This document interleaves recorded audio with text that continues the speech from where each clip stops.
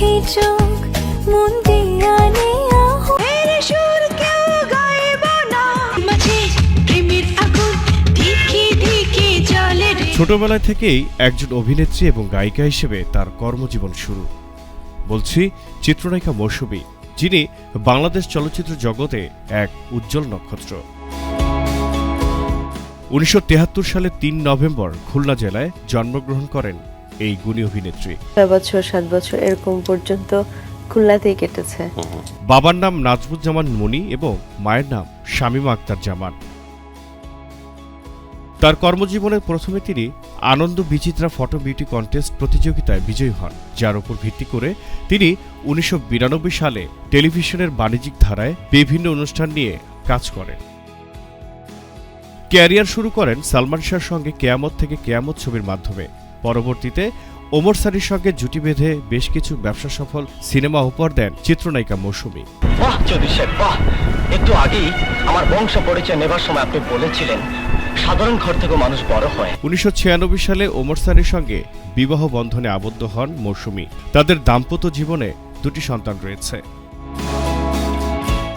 কেয়ামত থেকে কেয়ামত চলচ্চিত্রটি তখনকার সময়ে ১৩ কোটি টাকা ইনকাম করে, যা ইতিহাসে রেকর্ড করার মতো ব্যবসা নজির স্থাপন করেছিল। ভাড়াটা বেশ সস্তা, তবে রসিদটা খুব পাকা। তাহলে ম্যাডাম ফটাফট এখানেই সংসারটা পেতে ফেলুন। প্রথম চলচ্চিত্রে তার বিপরীতে ছিলেন অকাল প্রয়াত অভিনেতা সালমান শাহ। দুজনেরই এটি প্রথম চলচ্চিত্র। মৌসুমী বনে যান সুপারস্টার, ছিনিয়ে নেন শীর্ষ নায়িকার স্থান। আসনটি ধরে রেখেছিলেন 7 বছর, অর্থাৎ ১৯৯৯ পর্যন্ত মৌসুমী ছিলেন চলচ্চিত্রের শীর্ষ নায়িকা।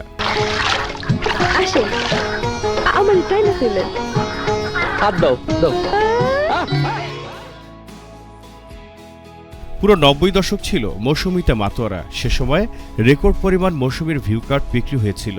এছাড়াও মৌসুমীকে সে সময়ের যুবতী কিশোরী মেয়েরা স্টাইল আইকন হিসেবে ফলো করতেন।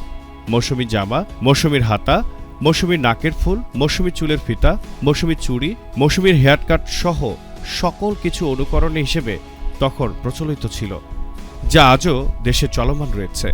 এছাড়া সেন্ট মার্টিনে নায়িকা মৌসুমীর নামে একটি দ্বীপেরও নামকরণ করা হয়। খুনটি যেখানে সংঘটিত হয়েছিল সেটা একটি পরিত্যক্ত স্থান, কিন্তু আপনি ওখানে গিয়েছিলেন কেন? তিনি ১৯৯০-এর দশক থেকে শুরু করে এখন পর্যন্ত বাংলা চলচ্চিত্রের একজন প্রখ্যাত অভিনেত্রী হিসেবে কাজ করে যাচ্ছেন। জনপ্রিয় নায়িকা মৌসুমী ২০০১ সালে নার্গিস আক্তার পরিচালিত মেঘলা আকাশ চলচ্চিত্রে অভিনয় করে অর্জন করেছিলেন শ্রেষ্ঠ অভিনেত্রী হিসেবে তার প্রথম জাতীয় চলচ্চিত্র পুরস্কার।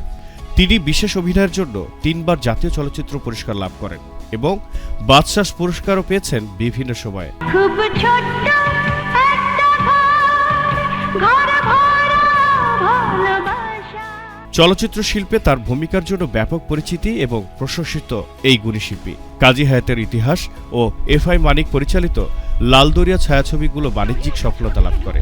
নিজের চোখে না দেখলে আমি হয়তো বিশ্বাস করতাম না, কিন্তু আমি বিশ্বাস করি না, আমার দরিয়া কাউকে গুলি করতে পারে না। মৌসুমী তার ক্যারিয়ারের শুরুতেই বিভিন্ন ধরনের চরিত্রে অভিনয় করেছেন এবং প্রতিটি চরিত্রে নিজেকে প্রমাণ করেছেন। তার অভিনীত সিনেমাগুলোর মধ্যে অনেকটাই রোমান্টিক, কমেডি এবং সামাজিক বিষয়ভিত্তিক চলচ্চিত্রের জনপ্রিয়তা ছিল।